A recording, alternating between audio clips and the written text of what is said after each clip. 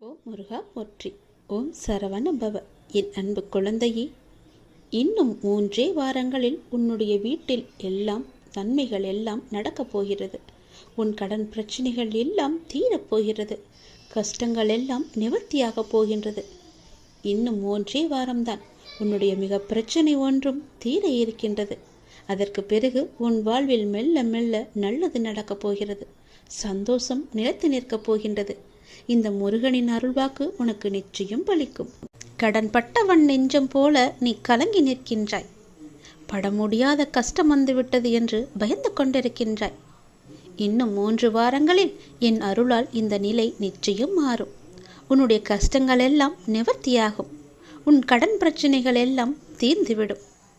அதற்கான முதல் அடியை, முதல் அறிகுறியை நான் உனக்கு காமிக்கின்றேன். இந்த 3 வாரங்களில் என்னுடைய அருளால் நீ இந்த நிலை மாறி நிச்சயம் நல்வாழ்க்கை உனக்கு அமையும். உன்னை காப்பாற்றவே நான் இந்த குருவின் அவதாரம் எடுத்திருக்கின்றேன். உன் தவறை நீ உணர்ந்து என்னை காண வேண்டும் என்ற ஆவலுடன் என்னை தேடி வந்த உன்னை காப்பாற்றவே நான் இந்த அவதாரம் எடுத்து வந்துள்ளேன். குரு சேவை செய்து வந்த வம்சத்தில் நீ பிறந்ததனாலேயே நீயும் என்னை போன்ற குருவின் கடாட்சத்தை பெற்றுள்ளாய். இதை நன்கு உணர்ந்து கொண்டு குரு சேவையில் உன் வாழ்வை நீ கழித்துவிடு. உன் வாழ்க்கை சந்தோஷமாக மாறும். நிதானத்தை நீ இழக்காத வரை உன்னுடைய வாழ்க்கையில் தோல்வி என்பதற்கு இடமே கிடையாது. எப்பொழுதும் நிதானமாக இரு. எதை செய்ய வேண்டும், எப்போது செய்ய வேண்டும், எப்போது செய்தால் இது நன்றாக வளரும் என்று நினைத்து சரியாக யோசித்து நிதானமாக செய். ஒவ்வொரு விஷயத்திலையும் நிதானத்தை கடைபிடிக்க வேண்டும். இவ்வுலகில் உள்ள ஒவ்வொரு மனிதனுக்கும் தனித்து ஒரு ஆற்றல் உண்டு.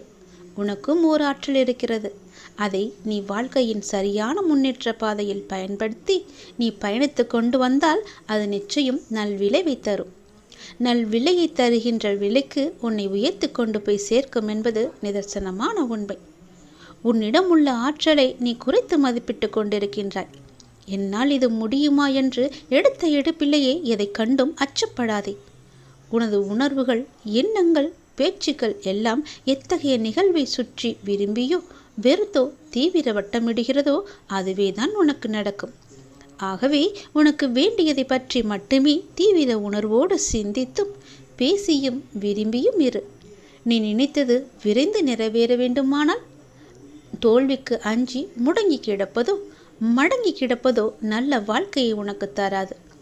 போட்டியில் தோற்றாலும் ஓட்டப்பந்தயத்தில் ஓடுபவன்தான் வெளியில் நின்று விமர்சிப்பவனை விட மேலானவன். அதை நீ புரிந்து கொள். ஒரு செயலை செய்ய முடியாதவர்கள் அவர்களால் முடியாததை உங்களாலும் செய்ய முடியாது என்று சொல்லுவார்கள். அவர்கள் பேச்சையெல்லாம் நீ காதில் வாங்கி கொள்ளாதே.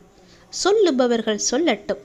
அவர்களிடம் நீ காது கேட்காதவராக இருப்பதே சில நேரங்களில் உனக்கு பொருத்தமானது. உன் வழியில் நீ சென்று கொண்டே இரு. வெற்றி உனக்காக அங்கு இருக்கிறது. இனி உன் வாழ்க்கை ஒளிமயமாக மாறும். கவலையே படாதே, நான் இருக்கிறேன். உன்னுடைய இந்த கஷ்டமான நிலை கூடிய விரைவில் மாறும். நீ எல்லா செல்வ வளங்களையும் பெற்று 16 செல்வங்களையும் பெற்று சீரும் சிறப்புமாக சந்தோஷமாகவே வாழப்போகின்றாய். நான் உன் கூடவே எப்போதும் உன் குருவாக வந்து கொண்டே இருப்பேன். நீ செல்லும் இடமெல்லாம் உனக்கு துணையாக நிற்பேன். என் வார்த்தைகளை நீ நம்பினால், இதை நீ முழுமையாக கேட்டு அதன்படி நீ செயல்படுத்தினாயே என்றால் உனது துயர் துடைக்க நான் வருவேன். உனது துயர் துடைக்க உன்னை தேடி நீ இருக்கும் திசை நோக்கி நான் ஓடி வருவேன். நீ இழந்தது எல்லாவற்றையும் மீட்டு நான் உனக்கு தருவேன்.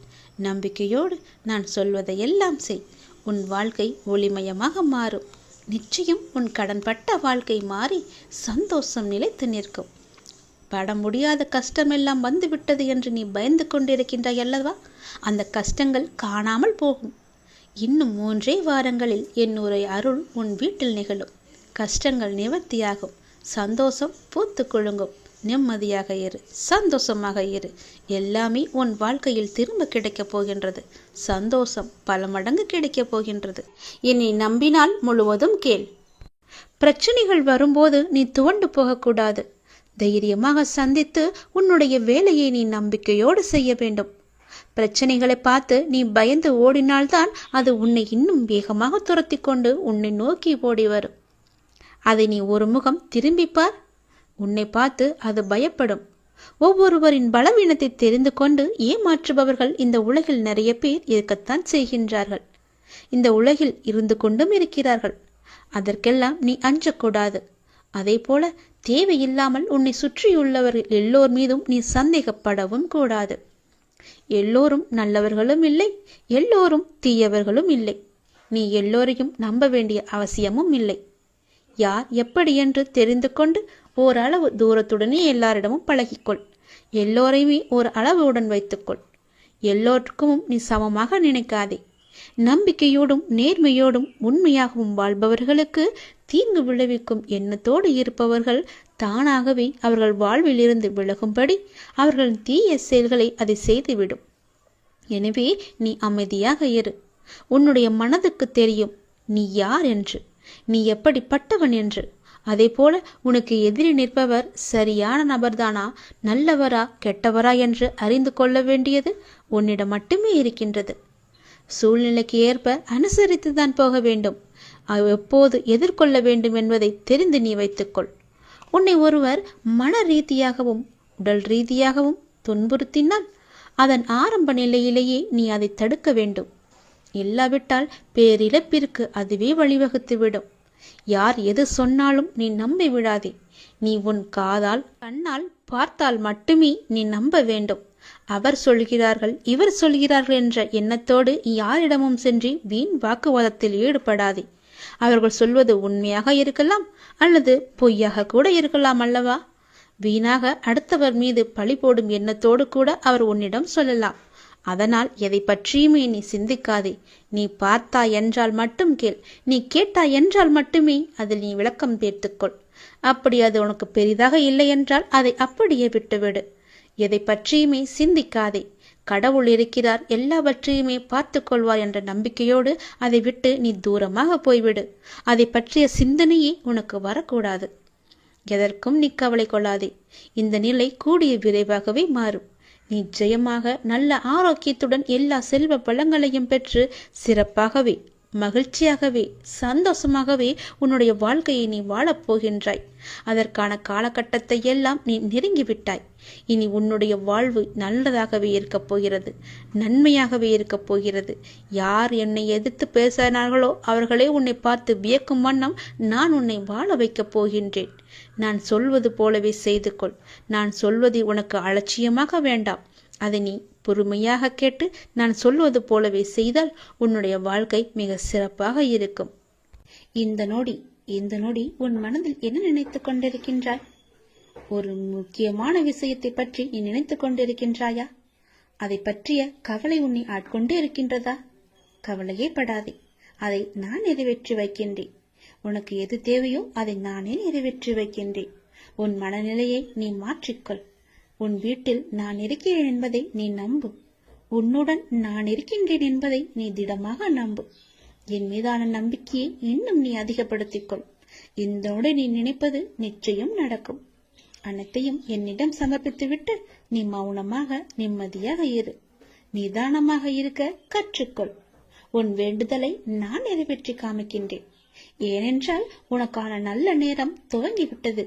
இனி உன் வாழ்வில் சந்தோஷம் மட்டுமே இருக்க போகின்றது. உன்னுடைய வாழ்க்கையானது ஒளிமயமாக மாறப்போகின்றது. நீ என்னிடம் கேட்டது கிடைக்கும் நேரம் இது. நீ என்னை பற்றி நினைத்து கொண்டிருக்கும் வேளையில் நீ நினைத்ததை நான் நிறைவேற்றி தரப்போகிறேன். இந்த அப்பா உனக்கு ஆசி வழங்க போகிறேன். நீ எதிர்பார்த்தது போலவே விரைவாகவே ஒரு நல்ல செய்தி உன்னை தேடி வரப்போகிறது. நீ இழந்ததையெல்லாம் மீண்டும் பெறப்போகின்றாய். எதற்கும் நீ கலங்க வேண்டிய அவசியம் இனி இருக்கவே இருக்காது. என் உதவி வேண்டி நீ எப்போது என்னை நாடி வந்தாயோ அடுத்த நிமிடமே உனக்கு என் உதவியை நான் செய்ய ஆரம்பித்து விட்டேன். நம்முடைய கர்மாவை நாம் தான் உருவாக்குகிறோம். அதை நீ முதலில் புரிந்து கொள்.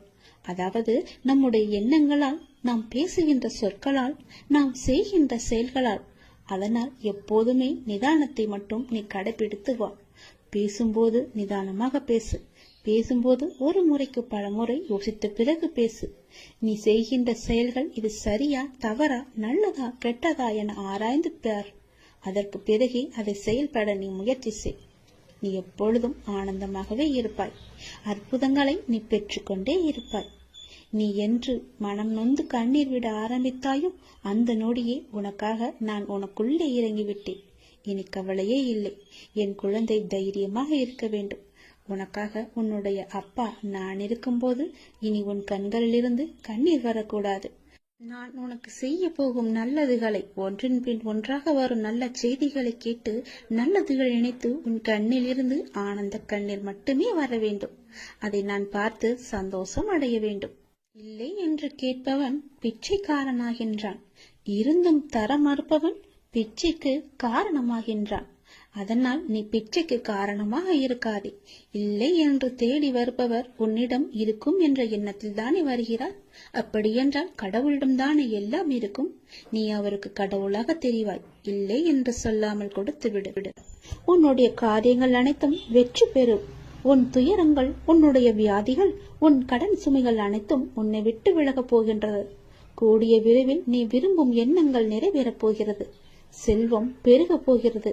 உனது வளர்ச்சியையும் நீ மகிழ்ச்சியாக இருப்பதையும் பார்ப்பதற்கு நான் உன்னோடு உன் வீட்டிற்கே வரப்போகின்றேன். துயரங்களின் தாக்கத்தை தாங்க முடியவில்லை என்று புலம்பிக் கொண்டிருக்கின்றாய். உன் பாரத்தின் பெரும் பகுதியை நான் சுமந்து கொண்டிருக்கின்றேன். உன்னை நான் எந்த நேரத்திலுமே கைவிட எண்ணியதே கிடையாது.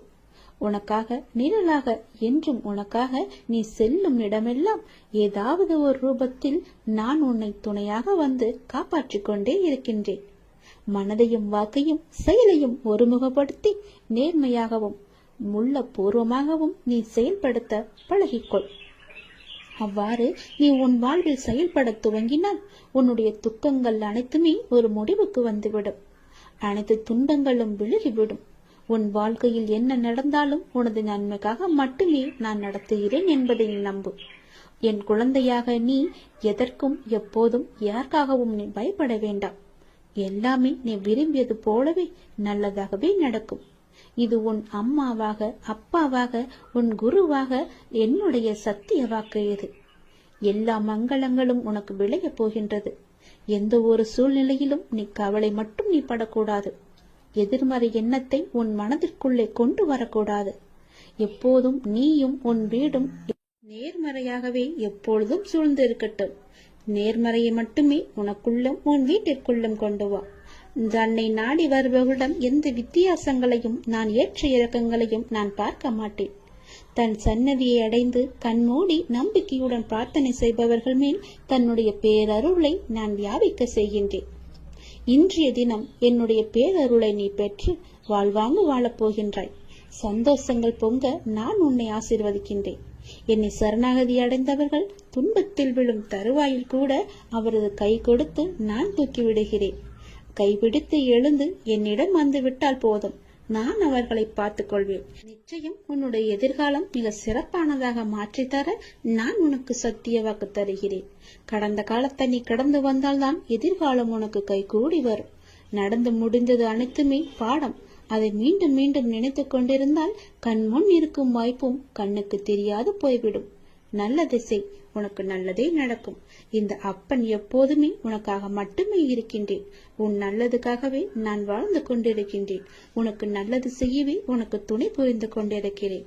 எல்லாவற்றிலும் நீ ஜெயிக்க என்னுடைய ஆசைகளையும் எப்போதும் நான் உனக்கு வழங்கி கொண்டே இருப்பேன். நல்லது நடக்கும். நாம் எல்லோருமே தவறு செய்கின்றோம் தான். ஏதோ விதத்தில் தெரிந்தும் செய்கிறோம், தெரியாமலும் செய்கிறோம். அறிந்து செய்வதுதான் பெரும் பாவம். அறியாமல் செய்வது கூட பாவத்தில் ஏற்றுக்கொள்ளப்படாது. தவறு செய்வது எளிது. ஆனால் அதை திருத்திக் கொள்வது, திருத்தி அதே பெயருடன் நல்ல பெயருடன் வாழ்வது என்பது மிகவுமே கடினம். தவறு செய்ய ஒரு நிமிடமே போதுமானதாக இருக்கிறது. அதனுடைய விளைவை அனுபவிக்கத்தான் வாழ்நாள் முழுவதும் நமக்கு தேவையா இருக்கின்றது. உண்மையான அன்பை காயப்படுத்துவதும் பொய்யான அன்பை விழுந்து விழுந்து கவனிப்பதும் தான் மனிதனின் மனம். நேசித்தவரை மீண்டும் மீண்டும் காயப்படுத்தி கொண்டே இருந்தால் ஒரு கட்டத்தில் அவரிடமிருந்து கண்ணீரும் வராது, சண்டையும் வராது. அன்புதான் வற்றி போகும். எந்த உறவாக இருந்தாலும் அதில் உண்மையான பாசம் இருந்தால் மட்டுமே நீங்கள் நினைத்தாலும் உங்களை விரும்பி வரும். நம் கோபங்களின் அர்த்தம் புரியாதவர்களுக்கு நாம் பாசத்தின் ஆழமும் புரியாது. அவரிடம் கோபத்தை காட்டுவதும் வீண்தான், அன்பை காட்டுவதும் வீண்தான். படித்தவர், கோபமானவர், புத்திசாலி, அடக்கமானவர், ஒழுக்கமானவர், வீரர், கொடையாளி என்று மற்றவர்களால் உங்கள் மீது உருவாக்கப்படும் அடையாளங்கள் நீங்கள் ஒன்றும் செய்ய முடியாது. அந்த அடையாளங்களை நம்மால் மாற்றவும் முடியாது. ஆனால் அந்த அடையாளத்திற்குள் உங்களுடைய வாழ்க்கையும் நீங்களும் சிக்கிக்கொண்டு விட்டது என உங்களின் உச்சக்கட்ட வேதனைதான் அதில் இருக்கும். பிடித்ததை செய்தால்தான் அளவற்ற மகிழ்ச்சி. ஆனால் சிலவற்றை நாம் காலத்தின் கட்டாயத்தால் ஏற்றுக்கொண்டால் அதற்கு மகிழ்ச்சி கிடைப்பது தாமதமாகத்தான் ஆகும். மௌனத்தை விட சரியான தண்டனை இருக்க முடியாதல்லவா? நம்மை எதிர்பார்ப்பவர்களுக்கும் நம்மை அலட்சியம் செய்பவர்களுக்கும் அலட்சியம் செய்யும் உறவுகளுக்கும் வழி எப்போதும் கண்ணீரில் மட்டுமே இருப்பதில்லை. சில நேரம் சிரிப்பிலும் மறைந்திருக்கும். செல்வத்தில் இருப்பவர் நம்மை கூப்பிட்டால் போய் பார்ப்பதும், துன்பத்தில் இருக்கும் ஒருவரை உடனே போய் பார்ப்பதும் தான் உண்மையான அறநெறி. 4 பேருக்கு நாம் பயப்பட வேண்டும் என்று நினைப்பவர்களை விட நமக்கு யாரெல்லாம் பயன்படுவார்கள் என்று நினைப்பவர்கள்தான் இந்த உலகத்தில் அதிகம். சிந்தித்து பாருங்கள், சிந்தித்து செயல்படுங்கள். இறுதியாக பாதைகளில் தடைகள் இருந்தால் அதை தகர்த்துவிட்டுதான் செல்ல வேண்டும். அப்படி இல்லை, தவிர்த்துவிட்டு நாம் செல்லலாம், எறும்பை போல. ஆகவே எதிலும் விழிப்புணர்வுடன் இருந்து எது அவசியம் எது அவசியமற்றது என எல்லாவற்றையும் சிந்தித்து செயல்படுங்கள். அவசியமாகிறது மட்டும் என எல்லாத்தையுமே வசியமாக்குங்கள். உங்களுடனே எப்பொழுதும் உங்களுக்குள்ளவே வைத்துக் தவறு நம் கண்ணுக்கு தெரியாது. ஆனால் அடுத்தவர் செய்யும் தவறோ எல்லாவற்றிற்கும் முன்பாக நம் கண்ணுக்கு தெரிய வந்துவிடும். மற்றவர்களின் குறைகளை நாம் பொருட்படுத்தக்கூடாது. அவர்கள் உன் மீது சுமத்தும் குறைகளையும் நீ காதில் வாங்கிக் கொள்ளாதே. உன்மேல் தவறு இருப்பதாக உன்னுடைய மனசாட்சி சொன்னால் உன்னை நீயே சரி செய்து கொள். மற்றவர்களுக்காக இல்லாமல் உனக்கு நீ உண்மையாக இரு. உன் மனதின் சாட்சியாக இருப்பது உன்னுடைய அப்பா என நீ புரிந்து கொள். நிச்சயம் உனக்கு நல்லது மட்டுமே நடக்கும். உன் அப்பா உன்னுடைய மனசாட்சியாக உன்னுடனே இருப்பேன். இதுதான் காலத்தின் கட்டாயம். நன்றாக சிந்தித்துப்பார். இதுவே சரியான பாதையாக இருக்கும். நீ சிந்திக்க தவறினால் இதுவே சரியான தண்டனையாக கூட இருக்கலாம். நன்றாக யோசித்து சிந்தித்து அதன் பிறகு செயல்படு. நான் யார் மீதுமே கோபம் கொள்வதில்லை. ஒரு தாயாகட்டும் ஒரு தந்தையாகட்டும் தன் குழந்தைகள் மீது கோபம் கொள்ள உரிமை இல்லையா? கோபம் தான் அடைவாளா? அப்படி கோபம் அடைந்தால் அது உண்மையான கோபமாக இருக்குமா? அந்த பிள்ளையின் நலனுக்காக மட்டும்தானே இருக்கும். அந்த பிள்ளையே வேண்டாம் என்று ஒதுக்கி விடுவாளா? கிடையாது. அதுபோலத்தான் நானும். கடல் தன்னிடம் வந்து சேர்ந்த தண்ணீரை நதிகளுக்கு திருப்பி அனுப்பியது உண்டா? கிடையாதே. தன்னுடைய குழந்தை என்று தன்னிடமே வைத்துக் கொள்வது போல நானும் உன்னை என்னிடமே வைத்திருக்கிறேன். என் பிரசன்னம் நோயுற்றவர்களை ஆரோக்கியமானவர்களாகவும் அநீதியானவர்களை நீதிமான்களாகவும் சுயநலவான்களை தொண்டு செய்யும் மனமுடையவர்களாகவும் மாற்றுகிறது. நீ என்னுடைய குழந்தை. இதுதான் யதார்த்தமான உண்மை.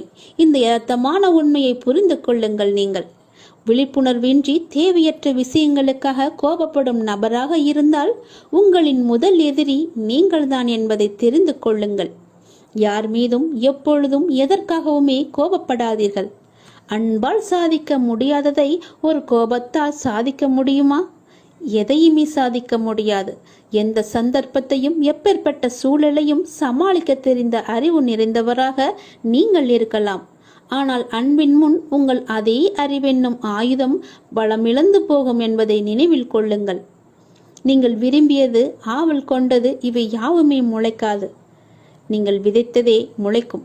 நல்லதை விதைத்து நல்லதை அறுவடை செய்யுங்கள். உங்கள் எதிர்காலத்தை உருவாக்குவதில் அதிக கவனத்தை செலுத்துங்கள். ஏனென்றால் உங்கள் வாழ்க்கையில் மீதி இருக்கும் பகுதியை அங்குதான் கழிக்கப் போகிறீர்கள். உங்களுடைய எதிர்காலத்திற்காக உங்களுக்கு இருக்கும் ஒவ்வொரு நொடியிலும் நல்ல சிந்தனைகளையும் செயல்களையும் உங்களுக்குள் விதைத்து கொண்டே இருங்கள். எதை நினைத்தும் கவலைப்படாதீர்கள். வீணான கவலையினால் உங்கள் வாழ்வின் இனிய தருணங்களை நீங்கள் இழக்க நேரிடும். அதனால் தான் சொல்கிறேன், உங்கள் வீணான கவலையை அப்பொழுதே அந்த நொடியே அழித்து விடுங்கள். வளைவுகள் இல்லாத பாதையும் கிடையாது. கவலைகள் இல்லாத வாழ்க்கை பயணமும் கிடையாது. துணிவோடும் நம்பிக்கையுடனும் செல்லுங்கள். நீங்கள் அடையும் ஒவ்வொரு இலக்கும் மிக அருகில் இருப்பதை நீங்கள் உணர்வீர்கள். இந்த அப்பாவின் துணை எப்போதுமே உங்கள் இருக்கும். எந்த பயமுமின்றி தைரியத்தோடு என்னை நம்பி நீங்கள் வாருங்கள். உங்களுடைய இலக்கு உங்களுக்கு அருகிலேயே இருப்பதை நீங்கள் கண்கூடாக பார்ப்பீர்கள். எந்த ஒரு தடங்களுமின்றி உங்களுக்கான வெற்றி இலக்கை நிச்சயமாகவே எளிதாகவே நீங்கள் கைப்பற்றி விடலாம். வீணான கவலையிலிருந்து உடனே வெளிவர பாருங்கள். வீணான கவலை வீணாக நிம்மதியை கெடுத்துவிடும். மகிழ்ச்சியை தர என்னை சரணடையுங்கள். ஒரு செயலை தொடர்ந்து செய்து கொண்டு இருப்பவன் அனுபவங்களை பெறுகிறான். சிறு துளியாய் தொடங்கி காற்றாற்று வெள்ளமாய் மாறுவது தொடர் முயற்சியால் தான். வெற்றி பெறும் வரை பொறுமையுடன் செயலில் இருந்தால் நிச்சயமாகவே வெற்றி கிடைக்கும். கதவை தட்ட சந்தர்ப்பம் கிடைத்தால் தட்டிவிடுங்கள். கதவை தட்டாத காரணத்தால் எத்தனையோ வாய்ப்புகள் உங்களை அறியாமலேயே நீங்கள் விட்டிருக்கலாம். இழந்தும் இருப்பீர்கள். தோல்வி நேர்ந்து விடுமோ என்ற பயத்தில் எதுவும் சாத்தியமாகாது. நம்மால் முடியாது என்று எண்ணி ஆரம்பத்திலேயே நீங்கள் ஒதுங்கி விடாதீர்கள். ஏனென்றால் இந்த உலகில் சாத்தியமில்லாதது என்று எதுவுமே இல்லை. சாத்தியம் இல்லாதது எதுவுமே இல்லை என்று நம்பி தொடர்ந்து முயற்சி செய்கின்றவர்கள்தான் பல்வேறு கண்டுபிடிப்புகளையும் சாதனைகளையும் செய்து இறுதியில் தங்கள் வாழ்க்கையில் வெற்றி கண்டுள்ளனர். நம்பிக்கையும் முயற்சியுமே திருவினையாக்கும் என்பதை ஒருபோதுமே நீங்கள் மறந்து விடாதீர்கள். செய்யும் ஒவ்வொரு காரியத்திலும் என்ன செய்கிறோம், எதற்காக செய்கிறோம் என்று செய்வதை தெளிவுடன் செய்வதே சிறந்தது. தவறுகளை ஒப்புக்கொள்ளும் தைரியமும் அதை திருத்திக் கொள்வதற்கான பக்குவமும் தான் வெற்றிக்கான முதல் வழி. மனதை அமைதியாக்கி கண்ணை மூடி உங்கள் வாழ்க்கையை நினைத்து பாருங்கள்.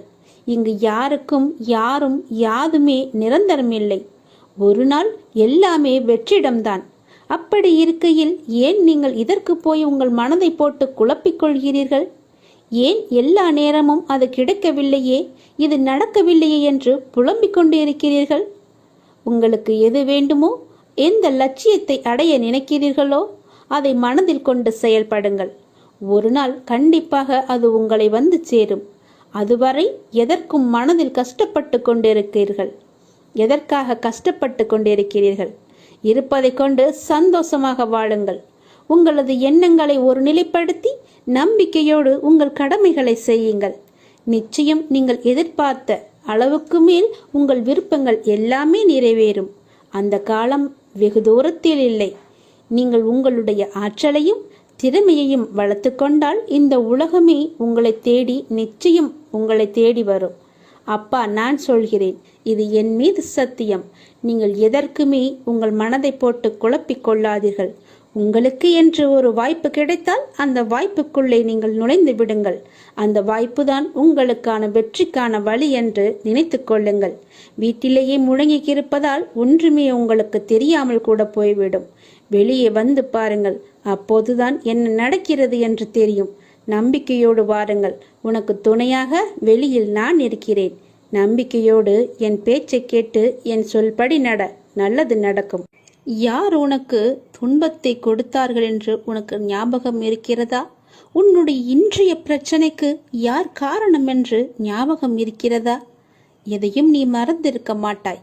யார் உனக்கு துன்பத்தை கொடுத்தாரோ அவர் இன்றைக்கு நிச்சயம் நன்றாக இருப்பதை போன்ற தோற்றம் உனக்கு தெரிந்து கொண்டிருக்கும். அப்படிதானே? உனக்கு துரோகம் இழைத்தவர்கள் இப்போது நன்றாக செழுமையாக எந்த கவலையும் இல்லாமல் இருப்பது போலதான் உனக்கு தெரிகிறது. கெட்டதை செய்பவர்கள் நன்றாக இருக்கின்றார்கள். நல்லதை மட்டுமே செய்து கொண்டிருக்கின்ற நான் கஷ்டப்படுகின்றேனே என எரிச்சலோ நீ கவலையோ மட்டும் படாதே. அவர்கள் காலையில் பூத்து மாலையில் வாடும் பூவை போன்றவர்கள் என்பதை மனதில் வைத்துக்கொள். ஒரு பூ காலையில் பூத்தால் மாலையில் எப்படி இருக்கும்? வாடி போய்விடும் அல்லவா? அப்படித்தான் அவர்களும். இப்போது பூத்து குலுங்கும் நேரம். விரைவிலேயே அவர் வாடும் நேரத்தையும் எட்டி விடுவார்கள். இன்னும் கொஞ்சம் காலம்தான். நீ பொறுமையாக இரு. அவர்கள் வாடப்போவதை நீ கண்கூடாக பார்க்கப் போகிறாய். இப்போது உள்ள மேன்மையிலிருந்து விரைந்து கீழே தள்ளப்படுவார்கள். நீ எப்படிப்பட்டவன் என்பது தெரியுமா? நீயோ விருட்சத்தை போன்றவர். விருட்சமாக வேரூன்றி ஆழமாக நிற்கப் போகிறாய். எல்லோருக்கும் நிழல் தரும் மரமாக இருக்கப் போகிறாய். அநேகம் பேர் உன்னை ஏமாற்ற வந்தாலும் நீ எதற்குமே அயர்ந்து போகாதே. எத்தனை இழப்புகள் வந்தாலும் சோர்ந்து போகாதே. நான் ஆழமாக வேர் விட்டிருக்கும் விருட்சம் என்று சொல்லிக்கொள். நான் ஆலமரம், என்னை யாரும் அசைத்து பார்க்க முடியாது என்று நெஞ்சை நிமிர்த்தி சொல்லிக்கொள். நீ மலர்களை மட்டுமல்ல, கனிகளையும் தரப்போகிறாய். அதில் வருகின்ற நன்மை பலருக்கும் பயனாகவே இருக்கும். உன் நிழல் தேடி வரும்போது உன்னால் முடிந்த உதவிகளை அவர்களுக்கு செய். நாம் என்று கஷ்டப்படுவதைப் போலத்தான் நம் எதிரில் இருப்பவரும் ஒரு நாள் துன்பத்தை அனுபவிக்கப் போகிறார் என்பது உனக்கு தெரிந்துவிட்டால் நீ நிச்சயமாக அவர்கள் மீது கோபப்படவே மாட்டாய். அவர்களுக்காக நீயே பரிதாபப்படுவாய். வேண்டாமப்பா, அவர்களை விட்டுவிடு என்று நீயே உன் வாயால் சொல்லும் அளவுக்கு அவர்கள் நிலை பரிதாபமாக இருக்கப் போகிறது. இன்று நான், நாளை நீ என்று சொல்லிக் கொள்வாய். உனக்கு தவறு இழைத்தவரை பார்க்கும்போது இவரும் தண்டனைக்கு தயாராகிறார் என்பதை தெளிவாக தெரிந்து அவருக்காக நீ பரிதாபப்படு. இப்படி செய்யும்போது எத்தகைய சூழ்நிலையிலுமே நீ பாதிக்கப்பட மாட்டாய்.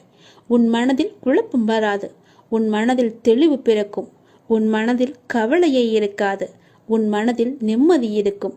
எதை பற்றியுமே நீ கவலைப்படாதே. ஏனெனில் அப்போது உன் மனதை படிக்கின்ற நான் நிச்சயம் பல வெகுமதிகளை அள்ளித்தரப்போகிறேன். நீ கவலைப்படாதே. நீ சந்தோஷமாகவே இருக்கப் போகிறாய். நிம்மதியாக வாழப்போகிறாய்.